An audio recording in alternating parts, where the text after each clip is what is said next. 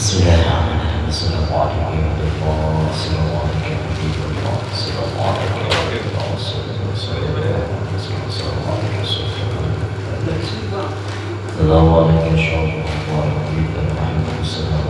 warahmatullahi wabarakatuh. Assalamualaikum warahmatullahi wabarakatuh. Al-Fatihah. Bismillahirrahmanirrahim. إياك نعبد وإياك نستعين اهدنا الصراط المستقيم صراط الذين أنعمت عليهم بسم الله الرحمن الرحيم السلام عليكم ورحمة الله وبركاته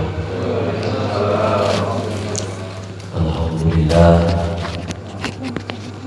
الحمد لله رب العالمين الذي وفق من يشاء من عباده لسلوك طريق المستقيم أحمده وسبحانه وأشكره على سببه النعمة وأشهد أن لا إله إلا الله وحده لا شريك له وأشهد أن سيدنا محمدا عبده ورسوله الداعي إلى كل خير والمغدار من كل شر اللهم صل على روح سيدنا محمد في الأرواح وصل على جسد سيدنا محمد في الأجساد وصل على قبر سيدنا محمد في القبور وبلغ روح سيدنا محمد منا تحية والسلام إلهي أنت مقصودي ورضاك مطلوبي أعطني محبتك ومعرفتك. Yang sama-sama kita ta'zimi, yang sama-sama kita muliakan guru kita sekalian, Rabbirruhillah Masyiduna Sayyidi Sihahmad Sahib Fatahul Arifin. Semoga beliau selalu ada dalam rahmatnya Allah, ditambah barokah dan karomahnya sehingga terlimpah tercurah kepada kita sekalian. Amin ya Allah ya Rabbal Alamin. Juga yang sama-sama kita hormati Bapak Usman Faisal beserta keluarga besarnya dan juga seluruh para pemangku Majelis Zikir Nurul Mu'tasimu Bihamdillah. Mudah-mudahan beliau selalu diberikan kemudahan oleh Allah Subhanahu wa taala dan mudah-mudahan selalu diberikan keistiqomahan di dalam mengamalkan amaliyah thariqah qadiriyah Naqsabandiyah ini. Juga buat ikhwan akhwat semuanya yang hadir pada malam hari ini, mudah-mudahan hadirnya kita malam hari ini tercatat sebagai amal soleh yang menghantarkan kita, yang mendekatkan kita kepada Allah Subhanahu wa taala. Amin ya Allah ya Rabbal Alamin. Sehat semua ya? Alhamdulillah. Mudah-mudahan selalu diberikan kesehatan jasmani, rohani dan sehat pula ekonominya. Amin. Ikhwan akhwat rahimakumullah, seperti biasa kita lanjutkan kajian setiap malam Rabu yang sudah kita awali sama-sama tadi dengan rutinitas amaliyah zikir harian dan juga dilanjutkan dengan khataman. Mudah-mudahan amal yang kita lakukan malam hari ini pun menjadi amal yang diterima oleh Allah Subhanahu wa taala. Bismillahirrahmanirrahim. Khususan ila hadrati Sahmul Sahibul wa Fatahul Arifin wa nafa'ana bi ulumihi. Al-Fatihah. Bismillahirrahmanirrahim. Alhamdulillahirabbil alamin arrahmanir rahim maliki yaumiddin. إياك نعبد وإياك نستعين اهدنا الصراط المستقيم صراط الذين أنعمت عليهم غير المغضوب عليهم ولا الضالين آمين. بسم الله الرحمن الرحيم. وقال سيدي الشيخ عبد القادر الجيلاني قدس الله سره. Waqala dan berkata siapa Sayyidi Syekh Abdul Qadir Al-Jailani qaddasallahu sirra. I'lam ya waladi Berkata Syekh Abdul Qadir, "I'lam ya waladi, ketahuilah wahai murid-muridku, wahai anakku, wafaqana Allah Ta'ala wa iyyaka wal muslimina amin." Wafaqana menuntun atau memberikan arahan, atau kalau bahasa Jawa itu nocoki. Nyocoki itu apa ya? Kalau orang sudah nanti kecucuk gitu. Kalau nyocoki itu mengikuti gitu, berjalan pada jalurnya gitu. Jadi kalau di bawah kita di bahasa Indonesia kan ya membimbing kita siapa Allahu Allah, wa iyyaka wal muslimina, dan kepada kalian semuanya dan orang-orang muslim, amin, yang selamat atau muslim yang sesungguhnya.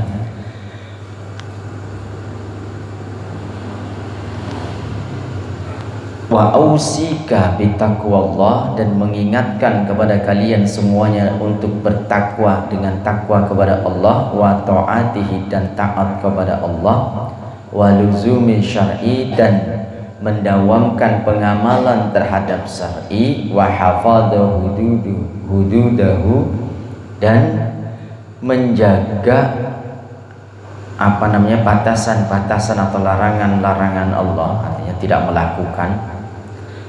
Wa ta'lam ya waladi, dan ketahuilah wahai murid-muridku, wafaqanallahu ta'ala wa iyyaka wal muslimina, nocoki siapa Allah subhanahu wa ta'ala, wal muslimi, dan orang-orang muslim, wa iyyaka, dan kepada kalian semuanya, anna tariqatuna hadihi, sesungguhnya tariqah kita ini maksudnya tariqah qadiriyah, mabniyatun alal kitabi was sunnah, itu dibangun atas Al-Quran dan Sunnah. Jadi tariqah qadiriyah ini dibangun atas dasar Al-Quran dan Sunnah. Jadi tidak menentang Al-Quran dan Sunnah. Jadi ada dalilnya, ada tuntunannya di dalam Al-Quran dan hadis. Jadi kalau mengatakan thariqah itu tidak ada hadisnya, thariqah tidak ada tuntunannya, mungkin yang mengatakan belum tahu. Bukan tidak ada, mungkin belum tahu. Karena sesungguhnya thariqah itu adalah perintah Allah. Karena sesungguhnya kita belajar menapak jalan untuk sampai kepada Allah itu adalah perintah Allah. Maka kalau perintah Allah itu hukumnya adalah wajib. Jadi sesungguhnya belajar thariqah itu hukumnya wajib. Wa usulil qadiriyah, dan asasnya atau dasarnya thariqah qadiriyah itu khamsatun, ada 5. Jadi dasar thariqah qadiriyah itu ada 5. Yang pertama, uluwil himmah, tingginya cita-cita. Jadi kalau kita belajar thariqah harus tinggi cita-citanya. Jangan cuma belajar thariqah supaya bisa jadi orang sakti. Ini cita-citanya rendah. Jangan belajar thariqah supaya bisa ngobatin orang. Jangan belajar thariqah supaya cepat kaya. Ini cita-cita yang rendah. Tapi belajar thariqah itu untuk bisa wusul kepada Allah.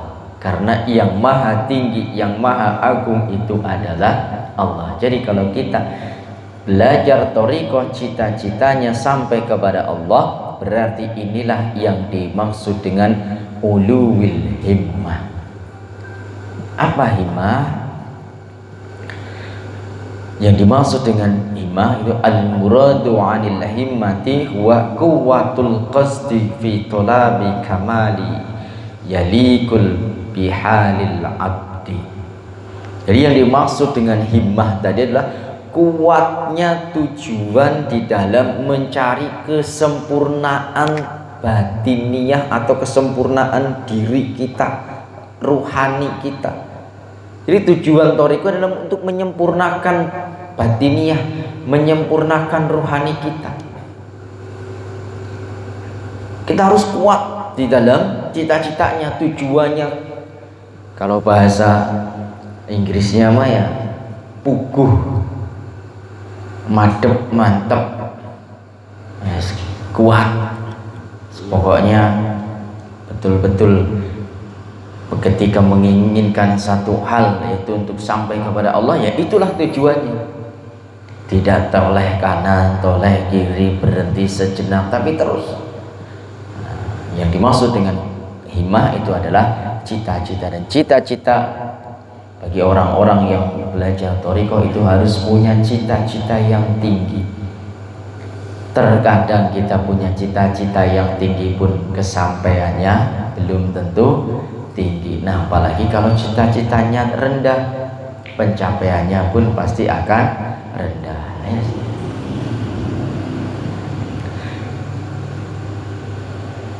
Wa hifdzil haramati, dan menjaga kemuliaan. Nah, yang pertama tadi uluwil hilma wa hifdzil harama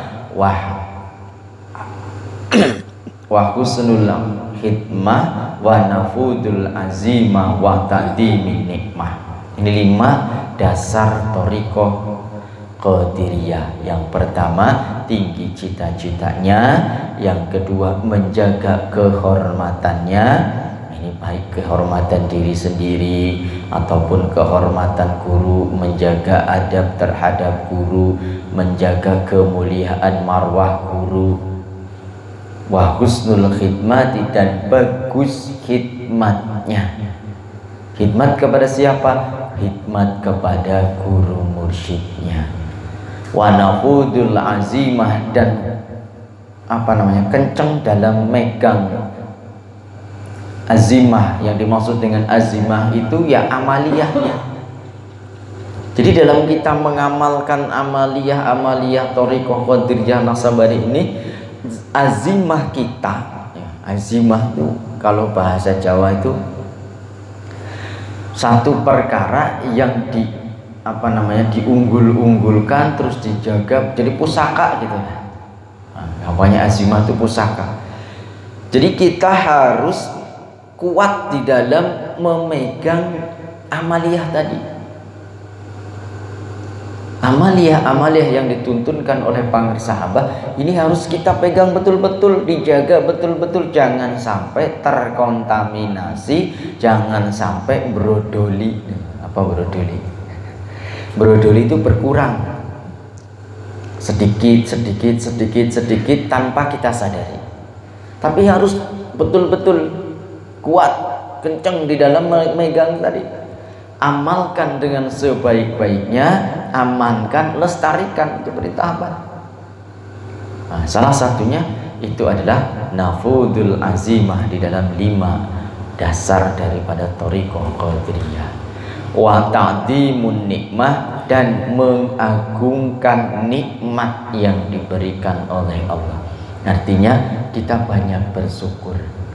Jadi itu dasar thariqah Qadiriyah.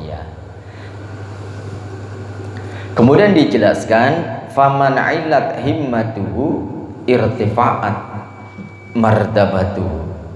Barang siapa yang tinggi cita-citanya, maka akan diangkat derajatnya. Itu. Kalau kita belajar thariqah ini cita-citanya supaya bisa naik jabatan, supaya bisa usahanya mudah, supaya dagangannya laris, supaya bisa ngobatin orang, supaya hanya hal-hal yang untuk duniawi, maka yang didapatkan hanya itu. Tapi kalau kita cita-citanya tinggi, yaitu sampai kepada Allah, maka akan Allah angkat derajatnya. Banyak orang yang belajar thariqah diberikan kemudahan urusan dunianya. Banyak orang yang belajar thariqah diberikan kemuliaan oleh Allah. Bisa berjalan di atas air, bisa berzikir di atas pohon, tapi itu bukan tujuan. Ada juga yang bisa mengobati orang, Ada bisa juga yang doanya diijabah oleh Allah. Ini bukan tujuan. Bukan berarti orang yang sudah bisa berjalan di atas air itu juga sudah sampai kepada Allah. Nah, maka tujuan-tujuan di dalam belajar thariqah itu harus tujuan yang tinggi supaya Allah angkat martabat kita. Maka faman 'illat himmatuhu irtifa'at martabatuhu. Barang siapa yang tinggi cita-citanya, maka Allah akan angkat derajatnya atau martabatnya. Wa man hafadha hurmatillah hafadallahu hurmatuhu. Maka barang siapa yang menjaga kehormatan Allah, maka Allah jaga kehormatannya. Artinya kita menjaga kehormatan guru, kita bersikap, kita belajar thariqah, jangan terus mentang-mentang sudah belajar thariqah terus ngaku-ngaku aku sudah belajar thariqah, yang lain kan belum, aku yang paling alim, orang lain enggak. Nah, mentang-mentang sudah belajar thariqah terus kemudian merendahkan yang lain, mentang-mentang sudah belajar thariqah terus menganggap orang lain ini jelek, kotor dan sebagainya, ini merasa paling ahli surga. Nah, ini hati-hati. Tapi kita harus selalu memuliakan, menghormati kepada sesama, karena sesungguhnya menghormati kepada sesama itu adalah menghormati Allah, karena sesama makhluk itu adalah ciptaan Allah. Jadi kalau bahasa ininya tuh jaga kehormatan Allah, maka Allah akan jaga kehormatan kita. Maka supaya kita bisa menjaga kehormatan kepada sesama, menggunakan ilmu golok. Tahu kan ilmu golok ya? Nah, ilmu golok itu kan ada sisi yang tajam, ada sisi yang tumpul. Kalau pegang golok, sisi tajamnya dihadapin ke kita, kita lagi golok nih, terus sisi yang tajamnya madep ke kita, nih kira-kira bahaya mah? Bahaya kan? Tapi madepnya ke luar.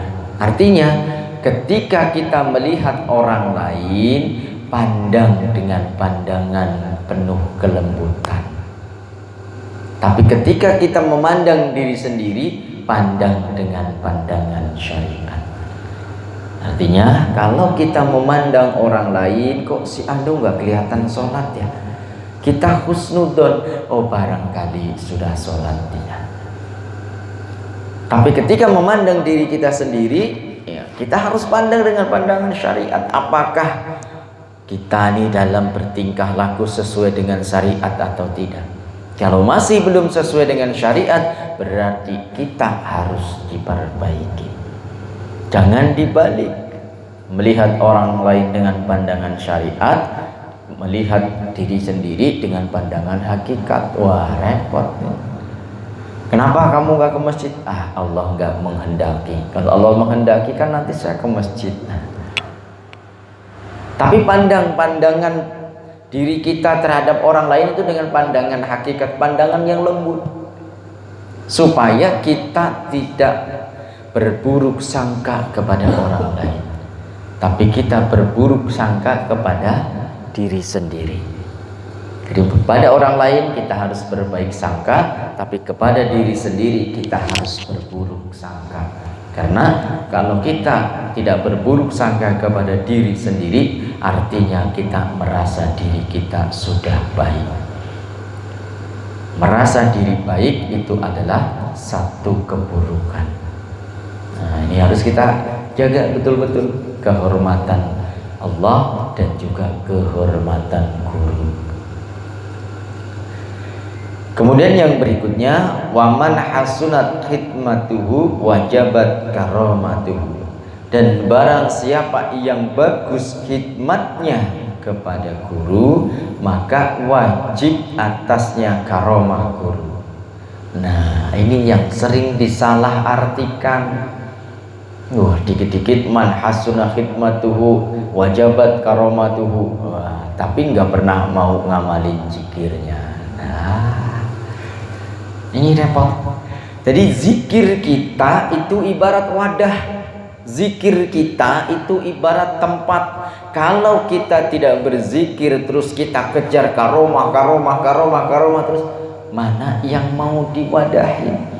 Karomah barokah, karomah guru kita ini begitu deras, begitu banyak mengenai diri kita, tapi karena kita tidak bisa menampung, tidak punya baknya, tidak punya penampungan, tidak bisa membawa, maka barokah karomah guru itu hanya sekedar lewat. Tapi dengan kita mengamalkan zikir dengan baik, maka 1000 karomah akan kalah dengan keistiqomahan kita di dalam mengamalkan amaliyah tadi. Jadi 1000 karomah itu akan kalah dengan keistiqomahan. Jadi istiqomah itu lebih baik daripada 1000 karomah. Jadi tidak usah kita cari karomah. Sekarang gampang cari karomah, tinggal masuk Alfamart atau Indomaret, asal ambil bayar dapat karomah, kan? Tinggal dimakan kan gitu. Kurma kan karomah gitu kan? Jadi tidak usah kita mengejar karomah, tapi karomah yang paling baik, yang paling tinggi yaitu istiqomah. Jadi kalau kita istiqomah di dalam mengamalkan amaliyah thariqah qadiriyah naqsabandiyah, zikir, khataman, manaqib, salat sunat dan ziarah, inilah karomah yang paling utama. Tapi bagaimana kita mau istiqomah kalau tidak ada yang kita amalkan? Bagaimana kita mau istiqomah kalau tidak ada kebiasaan yang kita lakukan? Karena ternyata istiqomah itu adalah kebiasaan yang dilakukan terus-menerus, itulah istiqomah. Jadi jangan ngomong yang penting istiqomah, tapi nggak pernah ngamalin. Istiqomahkan pengamalannya. Tiap malam Rabu kita zikir berjamaah, khataman berjamaah, lanjut dengan kajian Tabaruk kitab Miftahus Sudur. Nanti minggu keempat kita tutup dengan manaqib, minggu keduanya kita sempurnakan juga dengan khataman tam. Istiqomahkan, sedikit-sedikit naik itu lebih baik daripada sekali zikir, woi 10.000, besoknya enggak zikir sama sekali. Nah, tapi kecil, sedikit 165 tapi terus, nah ini lebih baik. Maka jangan lagi cari karomah. Nah, karomah itu bukan hanya sekedar kita bisa menjadi orang yang sakti. Yang orang banyak, karomah wali bisa jadi ini, wah itu karomah. Bukan itu. Karomah yang paling baik, yang paling utama adalah bagi seorang mursyid, karomah beliau adalah menyelamatkan murid-muridnya. Maka para sahabat tidak pernah menunjukkan karomah para sahabat yang begitu banyak. Kalau kita mau kaji banyak, kalau kita mau pelajari, mau cari, banyak sekali karomah para sahabat. Tapi para sahabat tidak pernah memunculkan hal-hal yang seperti itu. Karena karomah yang terbesar dari para sahabat itu adalah menyelamatkan murid-muridnya di dunia dan akhirat. Ini karomah yang terbesar. Karena kita nanti di akhirat itu, Masya Allah, kalau cuma mengandalkan amaliyah kita ini masih belangsak. Kalau mengandalkan kita, sudah banyak sholat, udah banyak ibadah, udah banyak zikir, masih belangsak. Karena sholatnya kita belum tentu sempurna. Sholat kita masih pikiran kemana-mana. Sholat kita masih belang bentong. Sholat kita kadang-kadang rukun syaratnya kita belum paham. belum tentu sholat kita diterima.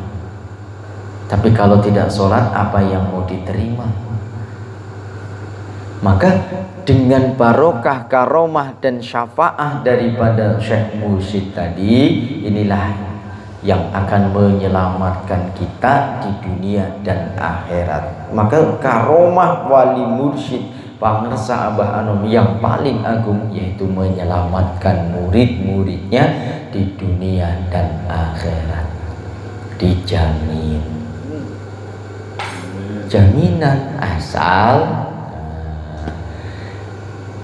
kalau dalam tanbih disebutkan teayadian amaliyah orang sararea, pegawaian orang sararea, toriko qadiriyah naksabadiyah amalkeun kalawan nya keur ngahontal sagala kahadian dohir batin, keur nyingkahan sagala kagorengan dohir batin anu dirungrung ku pangwujud nafsu, digoda ku dayana setan. Ieu wasiat kudu dilaksanakan ku sadaya murid-murid supaya bahagia dunia dan akhirat. Itu jaminan dari guru kita. Tapi syaratnya mengamalkan kelawannya. Yang dimaksud mengamalkan kelawannya ya salah satunya adalah berkhidmat kepada guru dengan sebaik-baiknya. Jadi datang kita ke tempat-tempat zikir, ke majelis manaqib, majelis hataman, majelis ilmu, itu niatkan kita khidmat kepada guru. Kita datang malam Rabu ini niatkan khidmat kita kepada guru. Khidmat amaliyah juga khidmat ilmiah. Niatkan khidmat. Karena segala sesuatu yang didasarkan atas khidmat kepada guru, insya Allah akan dijadikan amaliyah yang penuh kebarokahan, dan nanti di akhirat nanti akan diberikan syafaat oleh guru kita. Yang sejatinya syafaat daripada guru kita itu adalah syafaat daripada Rasulullah SAW. Kemudian yang berikutnya, waman anfadu azimatuhu damat hidayatuhu. Nah ini yang terpenting lagi. Dan barang siapa yang kuat memegang azimahnya atau amaliyah-amaliyahnya tadi, damat hidayatuhu, maka akan terus langgeng bimbingan guru mursyid. Maka kalau ada yang mengatakan Abah sudah meninggal, Abah sudah tidak bersama kita, Abah sudah tidak membimbing kita, berarti orang tadi tidak mengamalkan dengan baik. Karena selama amaliyah-amaliyah yang dituntunkan oleh pangersa Abah ini diamalkan dengan baik, damat hidayatuh, maka bimbingan guru akan selalu ada baginya. Salam. Jadi kalau kita tidak mau dibimbing, kalau kita mengamalkan berarti tidak mau dibimbing. Tapi kalau kita mengamalkan, menjaga amaliyah tuntunan-tuntunan pangersa dengan sebaik-baiknya, tidak menambahi, tidak mengurangi, tidak merubah, maka bimbingan pangersa selalu bersama dengan kita, selalu dibimbing. Maka kalau ada yang mengatakan Abah sudah tidak mau membimbing kita, barangkali sudah merubah, barangkali sudah mengurangi, barangkali sudah tidak ada keyakinan. Kalau sudah tidak ada keyakinan, sebanyak apapun amaliyahnya tidak akan menyampaikan kepada Allah. Waman adimat nikmatan fi ainihi syukraha wa min syukraha istaujaba al-mazidu min na'imil hisaban wa'adan. Dan barang siapa yang mengagungkan nikmat-nikmat tadi, fi ainihi syukriha, adanya disyukuri dan tidak adanya pun disyukuri, maka istaujaba, wajib baginya al-mazidu tambahan minan naimi dari nikmat-nikmat itu hisaban wa adahan, yang dihitung ataupun yang tidak bisa dihitung. Jadi ketika kita diberikan nikmat oleh Allah, baik nikmat itu ada ataupun tidak ada, ya disyukuri. Punya uang disyukuri, nggak ada ya disyukuri. Syukur alhamdulillah punya uang. Syukur alhamdulillah nggak punya uang tapi masih diberikan kesehatan. Jadi selalu bersyukur kepada Allah atas nikmat-nikmat yang Allah berikan kepada kita. Kalau kita tidak bersyukur, maka asas yang kelima ini tidak bisa kita penuhi. Jadi asas di dalam thariqah tadi ada 5. Yang pertama adalah uluwil himmah, tinggi cita-citanya. Yang kedua hifdzil harama, hifdzil hurmah atau menjaga kemuliaan, wa husnul khidmah, wa nafudul azimah, wa ta'dimun nikmah. Jaga kehormatan, bagus hikmatnya kepada guru, menjaga amaliyah tuntunan-tuntunan guru, wa ta'dimun nikmah, dan mengagungkan nikmat yang Allah berikan kepada kita. Ini. Dan kita kebanyakan ketika kita diberikan nikmat oleh Allah, diberikan satu kelebihan oleh Allah, biasanya kita lupa bahwa nikmat itu, kemuliaan itu bisa kita dapatkan atas barokah karomah dari guru mursyid. Biasanya kalau kita nggak punya duit,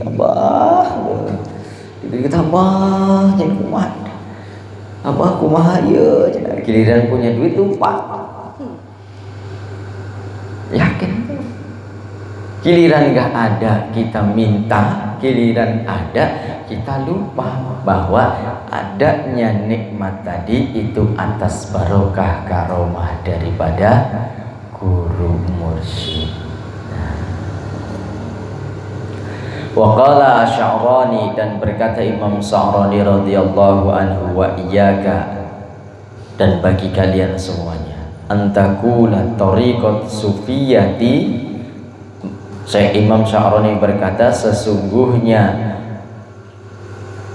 wa iyyaka antakula tariqat sufiyati lam ya'ti biha kitaba wala sunnata fa innahu kufr. Ini hati-hati. Imam Sya'rani mengatakan, wa iyyaka an taqula tariqut sufiyati, dan takutlah kalian semuanya untuk berkata bahwa thariqah sufi itu lam ya'ti biha kitabi wala sunnah, bahwasanya thariqah sufi itu tidak ada dalilnya di dalam Al-Qur'an dan sunnah. Hati-hati, jangan sampai mengatakan seperti itu. Fa innahu, karena sesungguhnya orang yang mengatakan thariqah tidak ada dalilnya, thariqah tidak ada di dalam Al-Quran dan Sunnah, fa innahu kufrun. Imam Sya'rani mengatakan orang yang mengatakan thariqah nggak ada dalilnya itu kufur. Hati-hati.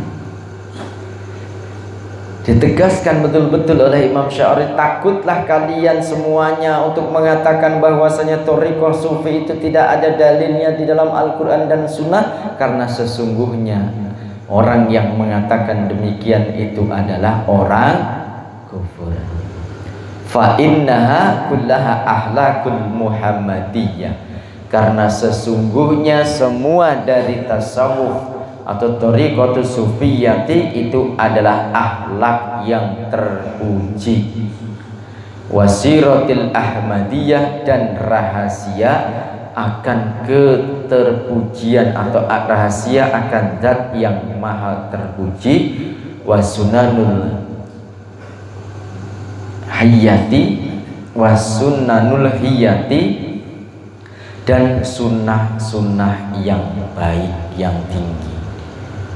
Jadi thariqah itu adalah akhlak yang terpuji, akhlak yang baik. Maka buah daripada thariqah itu adalah akhlakul karimah. Jadi orang yang belajar thariqah ini harus bisa menunjukkan akhlak yang baik. Kalau belum menunjukkan akhlak yang baik, berarti zikirnya belum meresap. Kalau kelasnya kita ini zikirnya masih jauh, masih belajar zikir lisan aja belum. Tapi orang-orang yang sudah bisa berzikir dengan baik, maka yang keluar dari dalam dirinya itu semuanya adalah akhlakul karimah.